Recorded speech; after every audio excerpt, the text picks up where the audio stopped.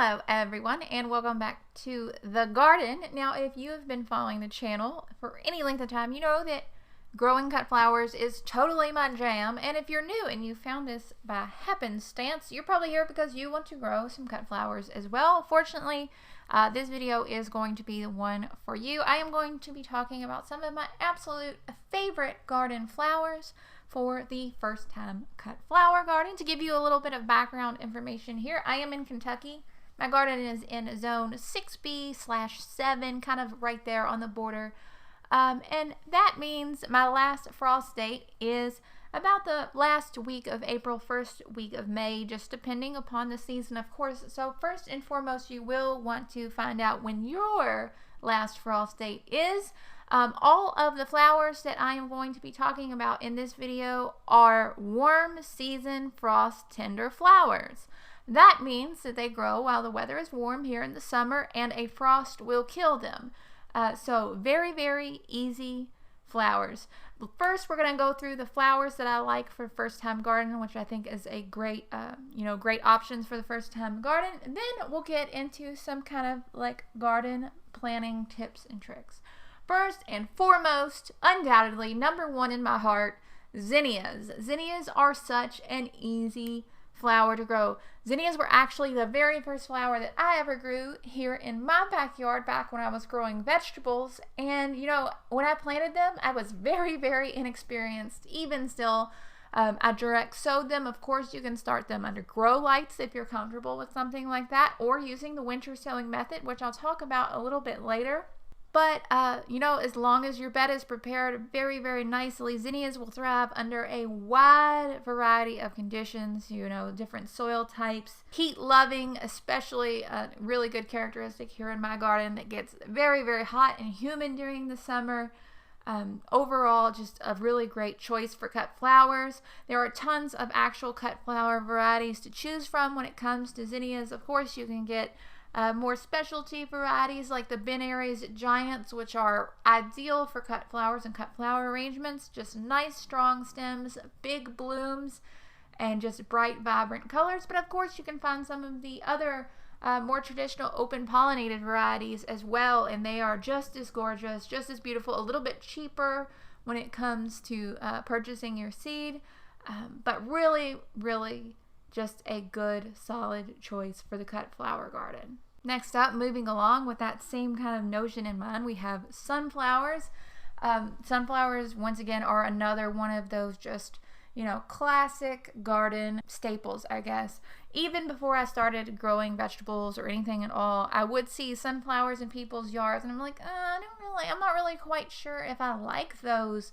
But, I would always see the ones that were drooping and had the big heavy seed heads and had birds all around them. But I gave sunflowers a try for the first time in my first ever cut flower garden, and they were gorgeous. The main key here in growing sunflowers for cut flowers is you want to get the right type. Now, those ones, the huge tall ones and everything, they're gorgeous. Don't get me wrong, they're great in their own right. But for cut flowers, we really want to be looking for varieties that are pollenless. By choosing pollenless sunflower varieties, we can really make sure that none of that pollen is going to be falling everywhere and making people sneeze and staining tablecloths when we use them in flower arrangements. We also want to look for a sunflower type that is day neutral. Basically, what day neutral means is that it doesn't need a certain day length, well, technically night length, to bloom. For example, some of the taller sunflowers may not bloom until the night is a certain length of time long. With a day neutral sunflower, you can plant them. They will grow, as normal, and will bloom in a set amount of days. This is really great for making multiple plantings, which we'll talk about a little bit later. And it's a great way to really focus on production even in a really small space. The next flower I wanted to mention are cosmos. Cosmos are pretty limited in terms of colors and flower form. Some of them are double, but most of them are in shades of purple, pink, and white. You also have some orange cosmos, which is a different species that you can find for the garden as well. Very attractive to the butterflies here in my yard, as always. A little bit more on the delicate side when it comes to using them as a cut flower, but very, very easy to grow, very, very easy to direct sow. All of these that I'm mentioning in this video are all flowers that are very, very easy to direct sow in the garden as soon as your last frost date has passed. Next up, we have Celosia. Celosia are one of my favorites. They are a little bit more difficult to direct sow, but it can be done. I've done it in the past as long as you have enough seed. I definitely recommend transplanting this one out if you are able to do so. For example, if you've purchased a more specialty variety or something like that, you want to make sure you get the best results possible. But Celosia is another heat-loving plant that seems to thrive in a very, very wide variety of soil conditions. Especially here, I have heavy clay soil and they do very, very well. There's a lot of different types of Celosia out there. Some of them are these big crusted flowers that look kind of like brains that I think is really, really cool and unique and interesting. Some of them more resemble plumes. It's really up to you in determining which Celosia you would like to grow, but another one of my favorites, especially for late season color. Very, very beautiful. Next up, we're kind of getting into two of my favorite kind of like filler foliages, just so we can have a nice kind of rounded out bouquet with our flowers. We have Amaranth. I originally started growing Amaranth in the vegetable garden because for the grain. As you can see, the plants are very, very large and they make these beautiful plumes, which if you leave them on the plant too long will eventually fill with seeds. Ideally, I like to pick them well before that happens. If you pick them early in the summer, they will continue to make smaller plumes and just keep producing and keep producing. We can obviously use this in filler and foliage. They come in a wide range of colors. These will germinate very, very readily in your soil. It's easy to direct seed, and if you let these go to seed, they will come back in the garden, easily volunteering for the next seasons. Sometimes in my yard, I do have problems with pests such as flea beetles getting onto the leaves and damaging the leaves, but usually the flower heads and everything look great still even then. Last but certainly not least for this video, I wanted to include yet another filler foliage that might be a welcome addition to your first time cut flower garden, and that is basil. I really, really love basil because it grows so quickly. It is a heat lover that can thrive under a wide range of conditions, and best of all, it can be direct sowed. If you are direct sowing basil into the garden, you're going to want to make sure that you keep this nice and moist during the germination so that we get the best rate possible. Overall, I like to use basil in my flower arrangements as both greenery and wait till it goes to seed, and different types of basil can give really nice diversity in terms of flower shape and color, just depending upon the variety that you had purchased. That's really about it for the flowers that I recommend that might be really, really good to grow in your first ever cut flower garden. You know, never grown anything before, total beginner. I think you can have a lot of success with these flowers direct sowing into a well-prepared bed, you know, after the last frost date has passed in your zone. Other tips for the cut flower garden, your first time cut flower garden, I mean, it's so easy to get carried away, especially me, even though I've been doing this for a long time now. I see the pictures online, I'm just like, wow, that is so gorgeous. How can I do that? And it's so easy to get carried away with the things we see online. But the most important advice I can give you is to have realistic expectations. You know, we are all going into this garden adventure with a different set of limitations and, you know, characteristics that are uniquely unique to our personal situations, okay? So that means we're going to be realistic in what we can produce. We're going to consider the size of our garden, how much we can actually fit into our garden, and of course, how much money we can actually invest, because while I would love to grow all the beautiful things out there, the fact of the matter is my yard is too small and I just can't afford it. So I like to go in with a plan and be very strategic and realistic about what I can and cannot do. Next, I'm going to develop a plan for preparing my flower beds, making sure that they are well amended, making sure that they're weed free and just with a nice quality compost so that my plants get the best start possible.